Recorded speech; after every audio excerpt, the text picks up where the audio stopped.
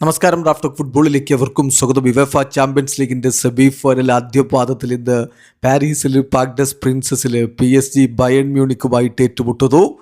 ഇന്ന് രാത്രി ഇന്ത്യൻ സമയം 12:30 കളി. ആ കളിക്ക് മുന്നോടിയായിട്ട് ഇന്നലെ പ്രീ മാച്ച് പ്രസ് കോൺഫറൻസിൽ PSG കോച്ച് ലൂയിസ് എൻട്രിക്ക് ഒരു കാര്യം പറഞ്ഞിരുന്നു.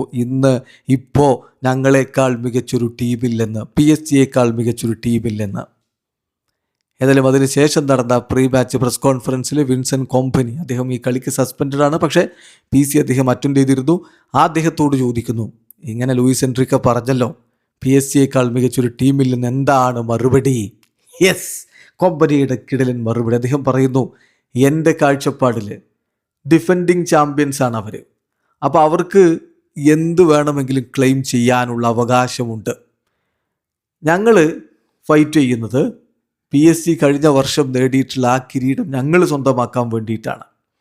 എല്ലാ തരത്തിലുള്ള പ്രൈസിങ്ങും അവർ അർഹിക്കുന്നുണ്ട്, പുകഴ്ത്തലുകളും അവർ അർഹിക്കുന്നുണ്ട്.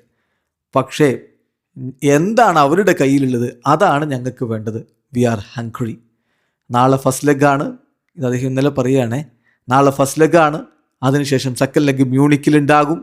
ഞാൻ പ്രതീക്ഷിക്കുന്നത് ഈ 2 മത്സരങ്ങൾ കഴിയുമ്പോൾ ഞങ്ങളാണ് ബെറ്റർ ടീം എന്ന് തെളിയിക്കാൻ പറ്റുമെന്നാണ്. വാവ് 2 കോച്ചുമാരും പറയാനുള്ളത് പറഞ്ഞു കഴിഞ്ഞു. ലൂയിസ് എൻട്രിക്ക പറഞ്ഞു, ഞങ്ങളെക്കാൾ ബെറ്റർ ആയിട്ടുള്ളൊരു ടീമില്ല.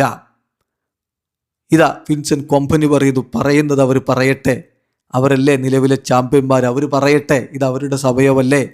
പക്ഷേ 2 ലെഗ് മത്സരങ്ങൾ കഴിയുമ്പോൾ ഞങ്ങൾക്ക് തെളിയിക്കാൻ പറ്റുമെന്ന് എനിക്ക് വിശ്വാസമുണ്ട്, ഞങ്ങളാണ് ബെറ്റർ ടീമെന്ന്. Game on. വീഡിയോ അവസാനിക്കുന്നു.